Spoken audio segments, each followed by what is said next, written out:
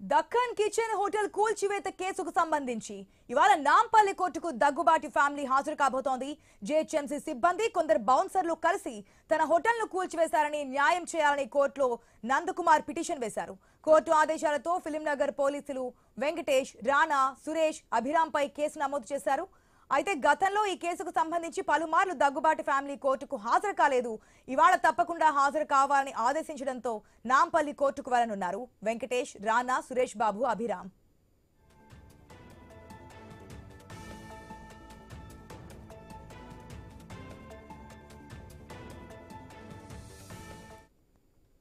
Right, ఏదైతే Deccan kitchen కూల్చివేతకు సంబంధించి విచారణలో భాగంగా ఈ రోజు దగ్గుబాటి ఫ్యామిలీ కోర్టులో విచారణకు హాజరు కాబోతున్నట్టు తెలుస్తోంది. డీటెయిల్స్ మా ప్రతినిధి ప్రవీణ్ ద్వారా తెలుసుకుందాం. ప్రవీణ్,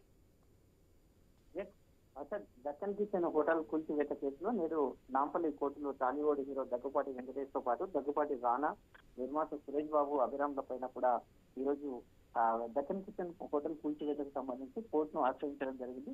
నందకుమార్ అయితే దక్కన్ కిచెన్ హోటల్ ను జేహెచ్ఎంసీ సిబ్బంది కొందరు బౌన్సర్లు కలిసి 2022 నవంబర్ జనవరిలో పూర్తిగా కూల్చివేసినట్లు పిటిషన్ వేసినటువంటి నందకుమార్ తన హోటల్ ను కూల్చివేశారని పేర్కొంటూ న్యాయం జరిగేలా చూడాలంటూ నందకుమార్ పిటిషన్ పైన స్పందించినటువంటి నాంపల్లి మెట్రోపాలిటన్ కోర్టు ఆదేశాలతో టాలీవుడ్ హీరో దగ్గుపాటి వెంకటేష్ తో పాటు రాణా, సురేష్ బాబు, అభిరాముల పైన ఫిలింనగర్ పోలీస్ స్టేషన్ లో కేసు నమోదు కాక నాంపల్లి కోర్టు 18 నెలలుగా కొనసాగుతున్నటువంటి ఈ విచారణలో గతంలో పలుమార్లు నోటీసులు అందించిన కానీ అయితే దగ్గుబాటి ఫ్యామిలీ ఆయన కోర్టుకు హాజరు కాని నేపథ్యంలో దీంతో తదుపరి విచారణకు అక్టోబర్ 16 అంటే ఈ రోజు వచ్చి వాయిదా వేసినట్లు కూడా నాంపల్లి కోర్టు తెలిపిన నేపథ్యంలో ఈ రోజు దగ్గుబాటి ఫ్యామిలీ మెంబర్స్ అయినటువంటి రాణా, వెంకటేష్, సురేష్ బాబుతో పాటు అభిరాములు కూడా తప్పనిసరిగా హాజరు కావాలంటూ కోర్టు ఆదేశాలు జారీ చేసిన నేపథ్యంలో నాంపల్లి కోర్టులో వ్యక్తిగత బాండ్లు సమర్పించేందుకు హాజరు కానున్నట్లు తెలుస్తుంది.